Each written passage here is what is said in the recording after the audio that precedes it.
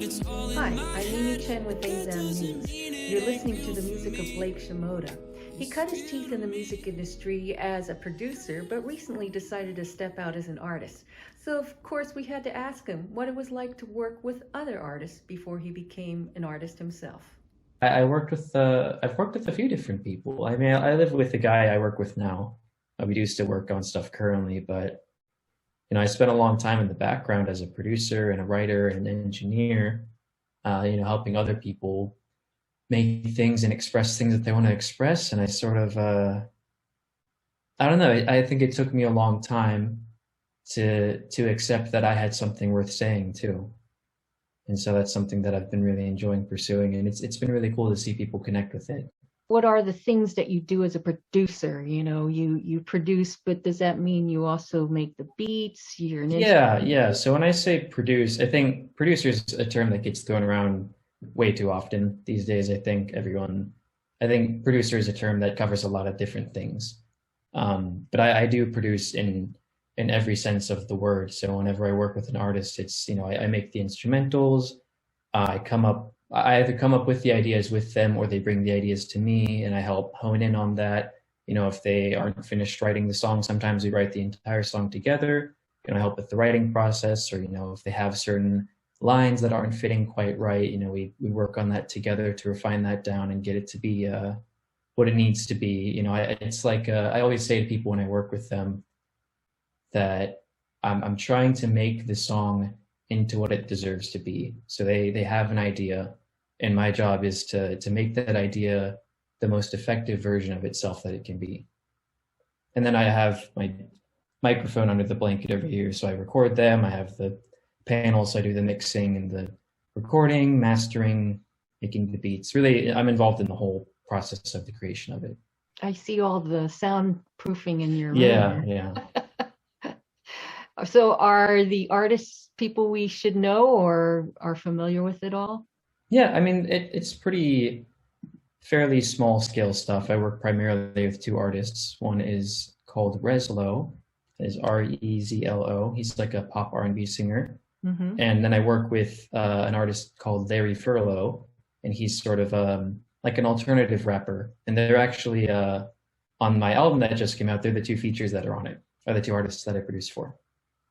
Now you say you moved to LA. Where did you move from? So I was in Denver for, like 7 years, I think. I came from Missouri originally. I'm from Springfield, Missouri. I was raised there and I went to school there and everything. And then I went to college in Denver. But you don't have an for a few accent. years after. From Missouri? Missouri is a weird, it's like a mix of Southern and Midwestern. Okay. So I have a weird mix of an accent. It comes out every once in a while. Interesting. But you're not a big twanger. Or maybe it's no. because you've lived in California and Californians generally don't have much of an accent except in the valley. Yeah, I do have some people ask me where I'm from based off my accent because they can't figure out quite what it is. It's a mix of a few very different accents. But yeah, I just moved here in July with a few friends of mine. How's the move treating you? It's been great so far. It's a lot to get used to. I mean, I grew up in Missouri, not in a large city there. So, moving from there to Denver was a big shock for me. But I feel like Denver to here is actually a bigger shock than that was because I've never lived in a big city like this before. But I love it so far. There's just a lot of lifestyle changes I have to get used to, Well, you're also experiencing it under pandemic kind of semi-lockdown. That's true, yeah. So nobody feels as free as they used to. How's the pandemic been treating you? In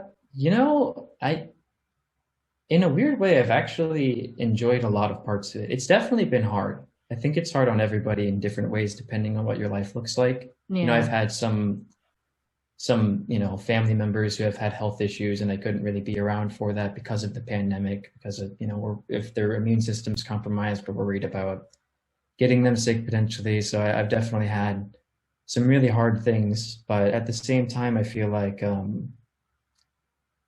don't know. I've seen a lot of personal growth, both just in my own life and artistically through the pandemic. And I don't know if that would have happened if life had gone a different way. And I'm really happy with where I'm at now. So in a weird way, I'm grateful that it happened just because I like where I've ended up.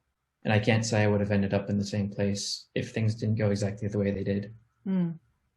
How would you describe your music? So I describe it as, let's see, electronic pop R&B and alternative rap. So I come from a background of, I used to make electronic music when I was younger.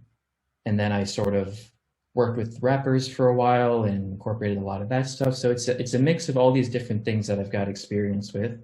And I try to pull from all of it at once to make something new. So it's sort of I usually describe it more as a mix of artists than I do as a mix of genres. Hmm. So I take a lot of influence from artists like Frank Ocean and James Blake and the Japanese House, and then some rap artists like Kendrick Lamar and Tyler the Creator. And I try to take things that I think are really interesting in other people's art and combine them to make something new. And I'm very proud of the influences I have. I don't want to try and be, saying that I'm doing something completely unique because nobody is. But I think I have found a unique combination of other things that already exist to make something new. Hmm.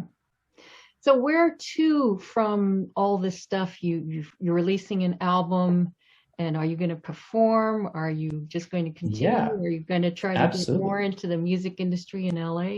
What's going on? Yeah, I'd love to. I'd love to just get deeper and deeper into it. I'm sort of just stepping into it right now. This is my first, foot in the door moment, I suppose. And I'd love Hmm. to just continue going. I'd love to perform. I've only played one show actually, but I love playing shows. I had such a good time. I would absolutely love to do more. So I'll definitely be looking into setting that up.